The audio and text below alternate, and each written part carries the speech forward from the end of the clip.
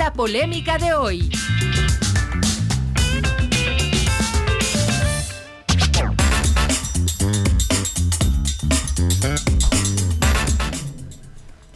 Bueno, ya estamos de vuelta, queridos amigos, y la polémica de este día, de este viernes, titula así, a manera de una interrogante que muchos se plantean: ¿nos siguen engañando sobre la crisis eléctrica?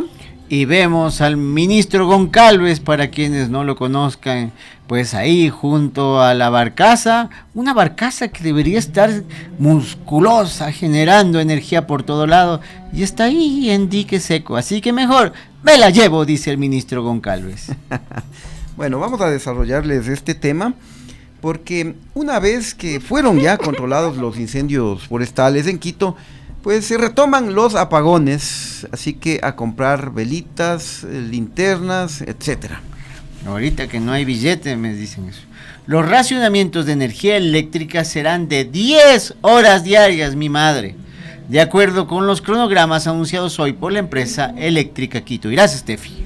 Bueno, y recordemos que los apagones estaban suspendidos en la capital hasta las 18 horas de hoy, es decir, hasta luego, ¿no? Por la emergencia por los incendios forestales. Mientras que en el resto del país los cortes de luz son de hasta 11 horas diarias.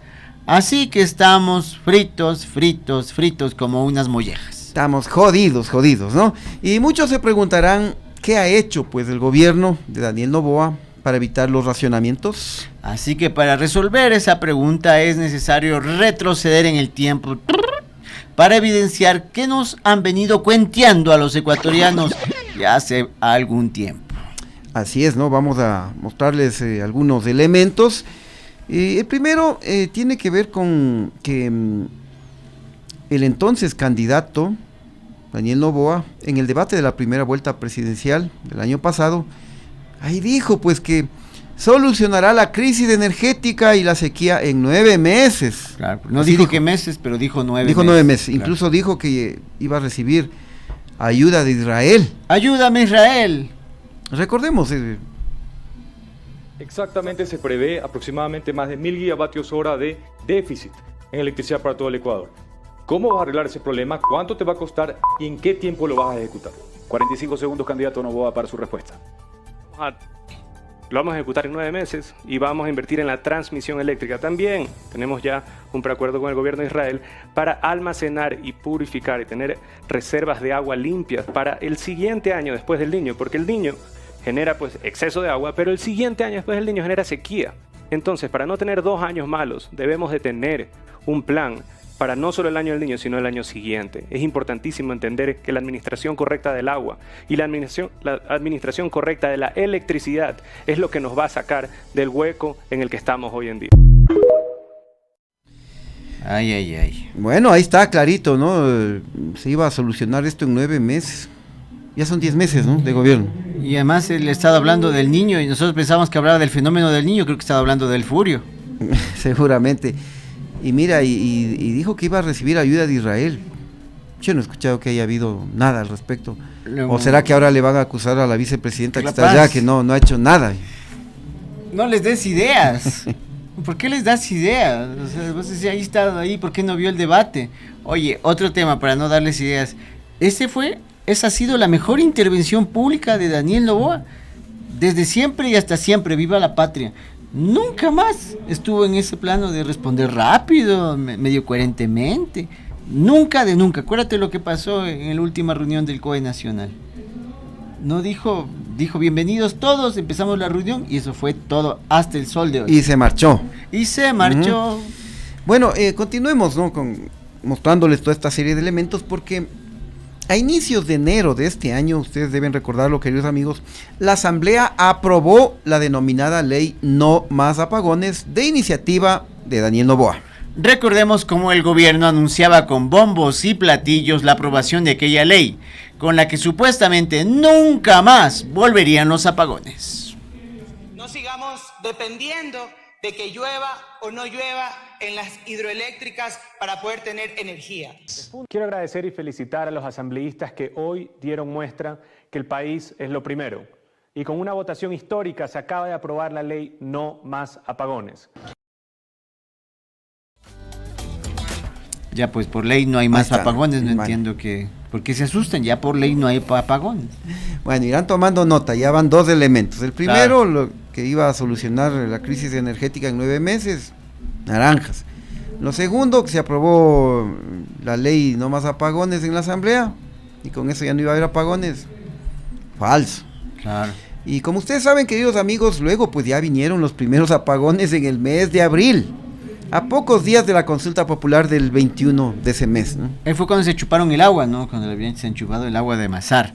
En ese entonces se inventaron que hubo un sabotaje y acusaron a la propia ministra de Energía nombrada por el mismo Noboa, Andrea Arrobo, como responsable.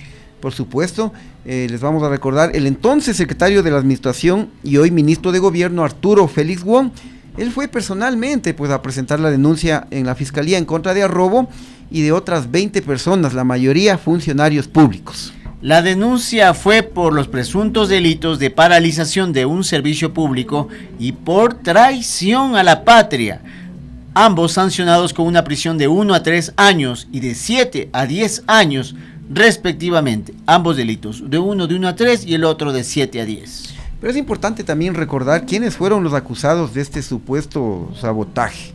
A ver, tenemos aquí la primera parte.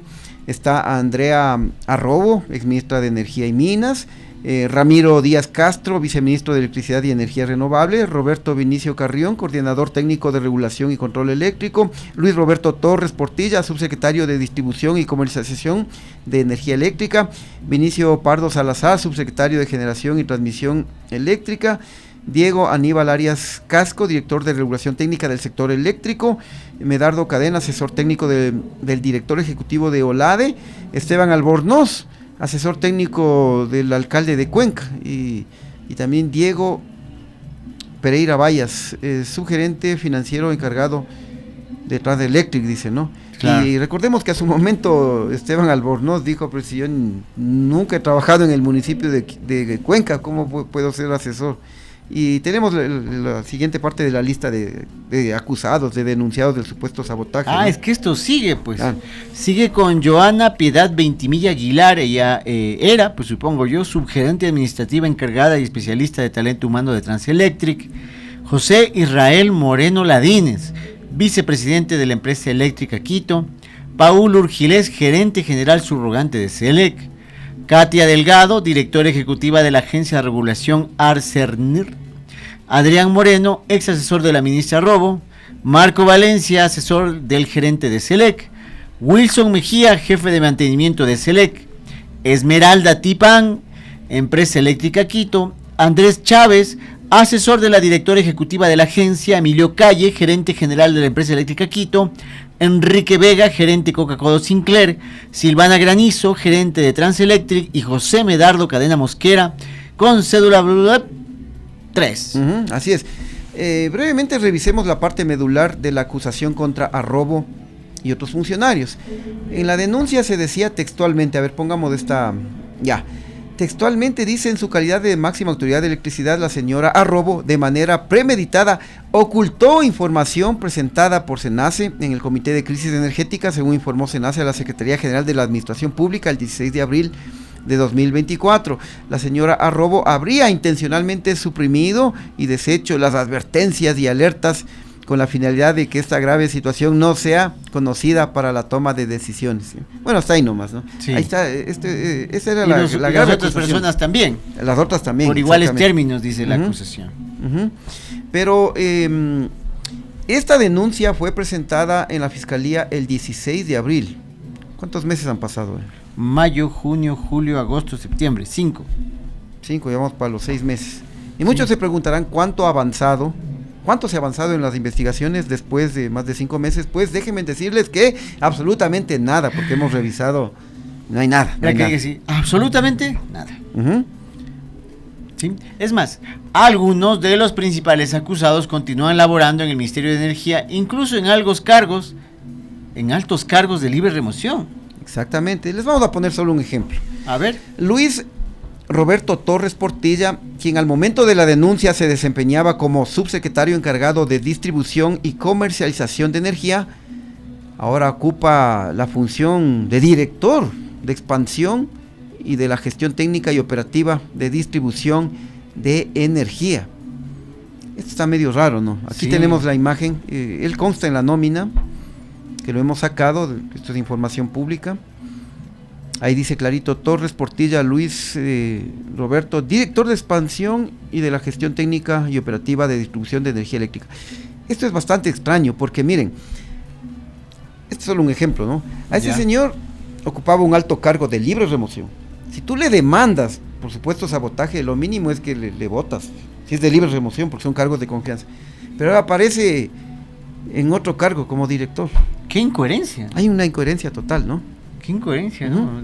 Tenaz. Muy bueno este dato, porque realmente creo que expresa todo lo que está pasando. En un momento le acusan hasta de boicoteador y luego ocupa ahora un cargo incluso más importante que el anterior.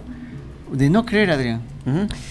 Pero recordemos que también hubo tritos que salieron con cosas que muchos lo tildaron como descabelladas para tapar, algunos dicen, la ineptitud del gobierno. El entonces secretario de Comunicación, Roberto Izurieta, salió con el cuento chino de que habían abierto las compuertas de la represa Mazar para que se vaya el agüita, y no dijo a dónde se iba. Recordemos. Posibles actos de sabotaje que los hemos visto, que deben ser explicados por qué se vació la represa de Mazar. Se vació intencionalmente. Dejaron correr el agua. Abrieron las compuertas. Se abrieron las compuertas. ¿Quién hizo? Se salvó de los apagones, Roberto Izurieta, ¿no? Sí, y mejor se fue, ¿no? Porque esto fue muy criticado por técnicos del propio CELEC, expertos en materia energética, que técnicamente eso no se podía. Claro. Abrir las puertas de Mazar.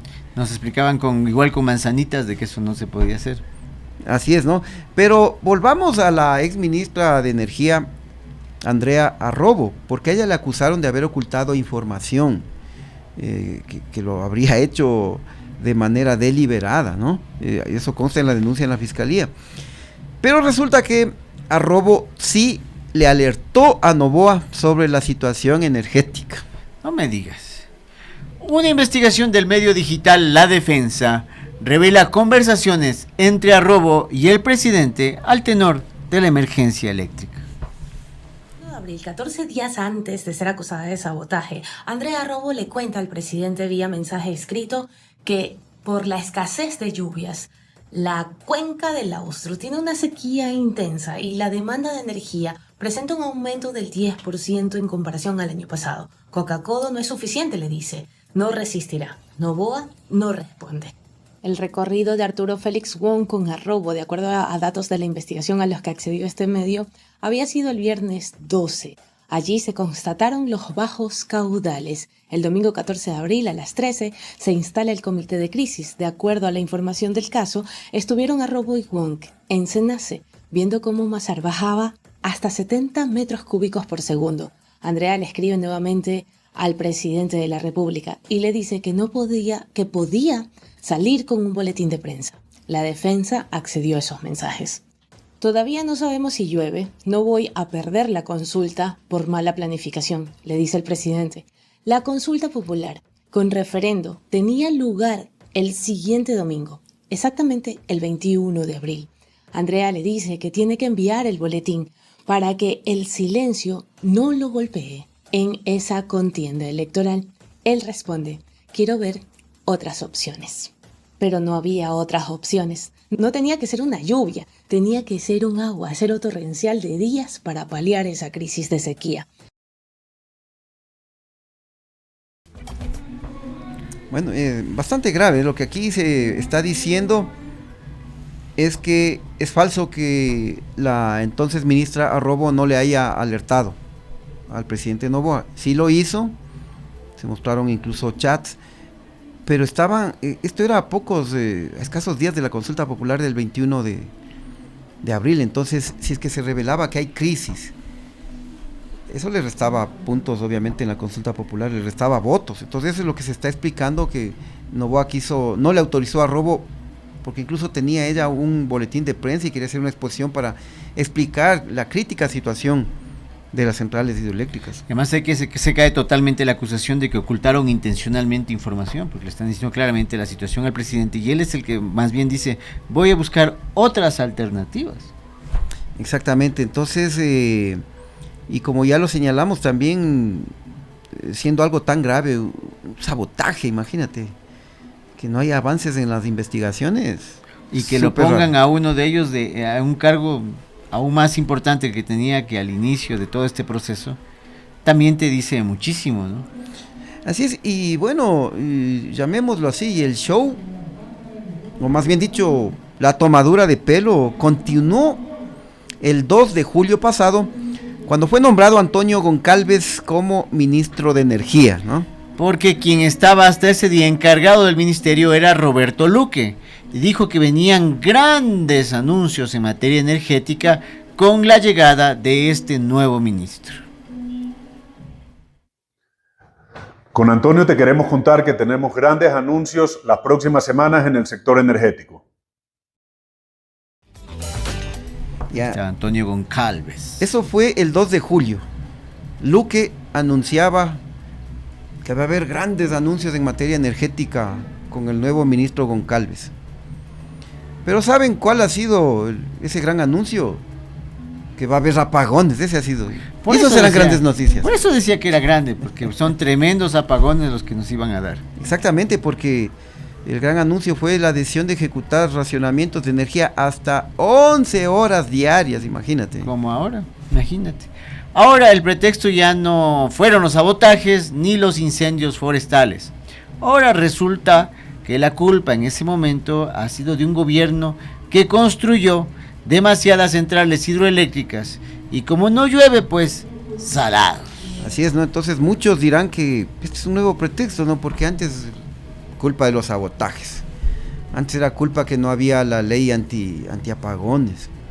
Después la culpa ha sido de los incendios forestales. Pero el ministro de Energía, Antonio Goncalves, en una cadena nacional de radio y televisión muy temprano, 7 de la mañana, ¿no? Salió pues a decir, entre otras cosas, que la culpa es de haber construido demasiadas centrales hidroeléctricas, más o menos eso fue lo que dijo. Por previsorios, Ajá. Esa es su culpa. No hay que anticiparse. Bueno, pues escuchemos ahora pues lo que dijo esta mañana el ministro de Energía. Ecuatorianos, me dirijo a ustedes en un momento crítico, donde todos tenemos preguntas y ustedes merecen respuestas y estamos aquí para dárselas. ¿Qué ha pasado?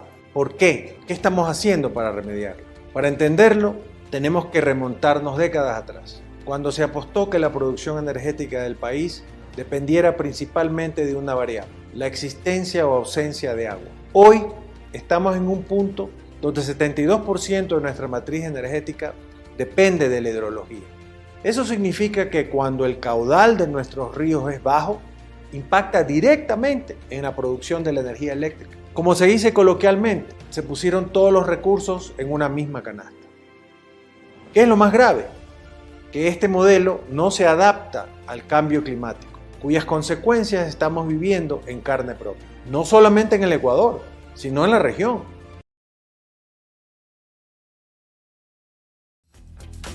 Y hay una serie de interpretaciones, pues puedes decir que el cambio climático ha sido más severo de lo esperado, pero finalmente se adapta también al modelo económico como país que tenemos, o sea, una energía mucho más barata de producir.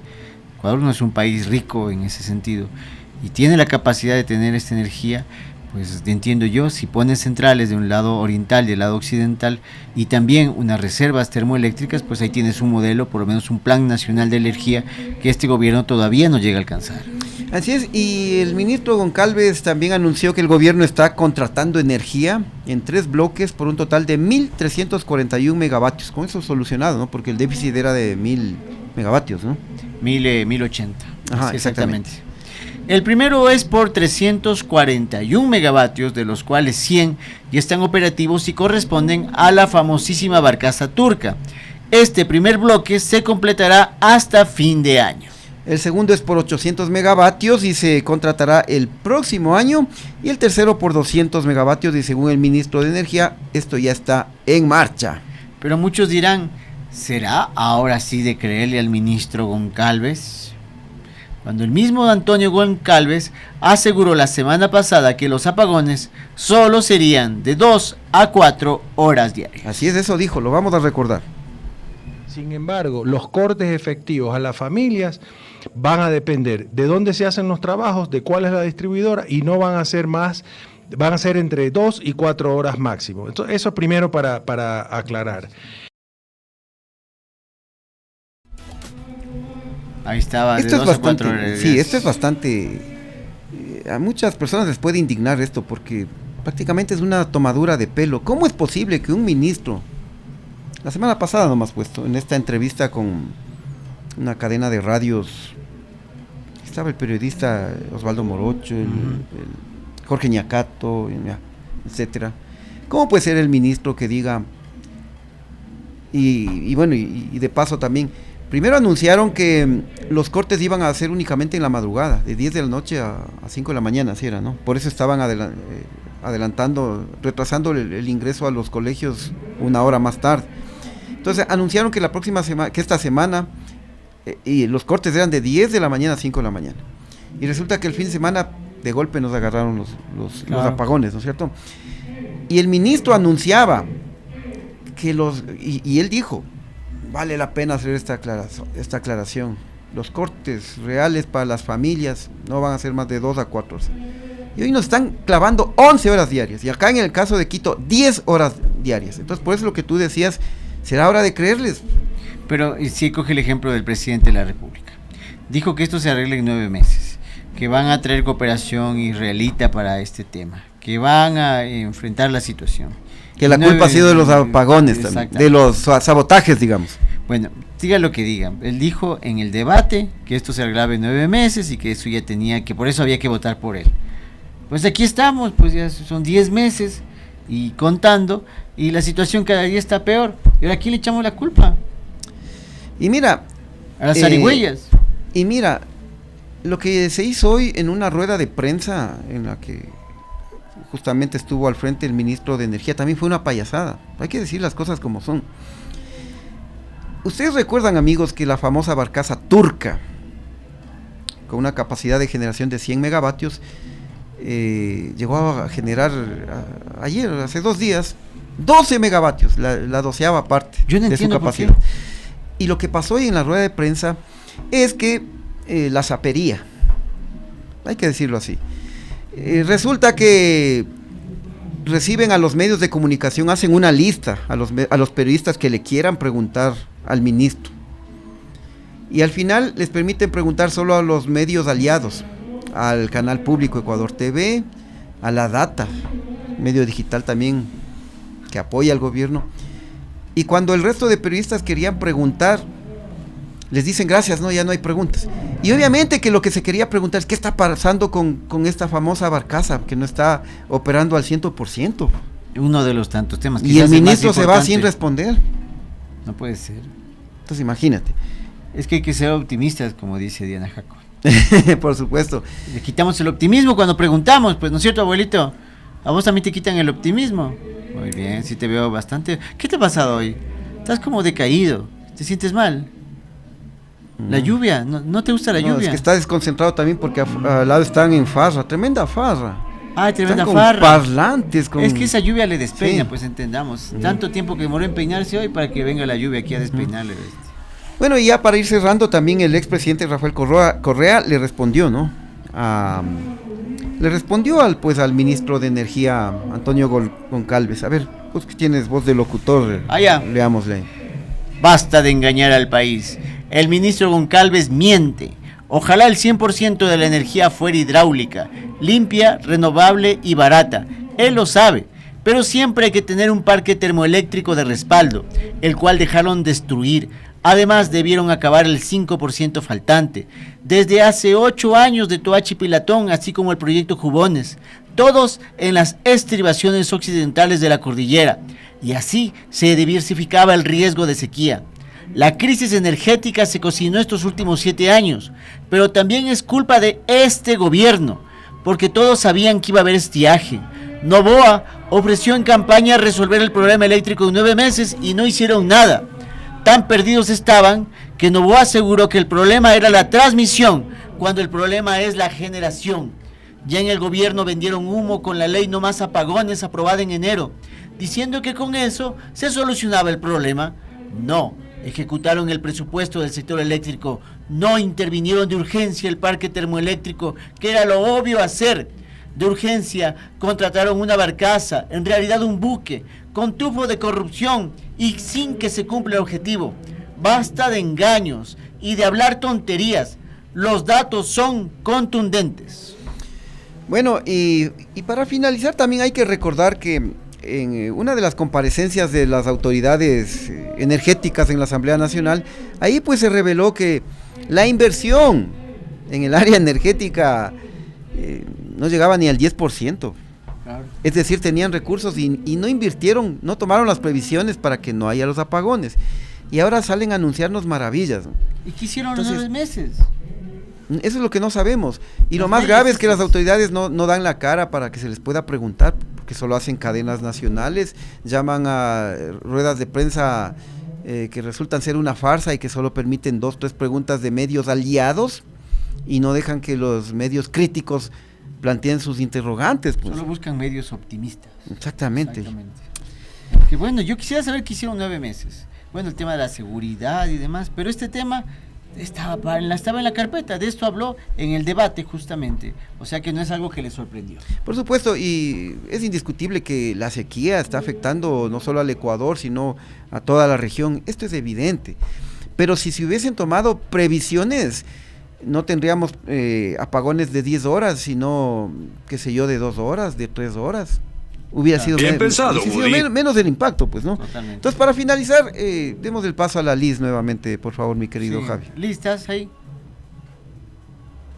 Liz. Son unos sinvergüenzas, cínicos, mentirosos. Pensé que estaba sin luz. Pensamos que ya se había ido a la farra de frente. Vamos todos. Oye, parece que Oscar Urbano nos está invitando al partido del Deportivo Quito, pero como yo estoy de turno, te va a tocar ir a ti de delegado. No, pero sabía que ya no había entradas. Cierto. Corazón, Quito, corazón. Vamos mañana con esa victoria. Bueno, amigos, gracias por habernos acompañado. Les esperamos el día lunes, pero recuerden, manténganse bien informados a través de las redes sociales y la página www.Radio Pichincha, porque las noticias no paran en Radio Pichincha. Gracias, hasta el lunes.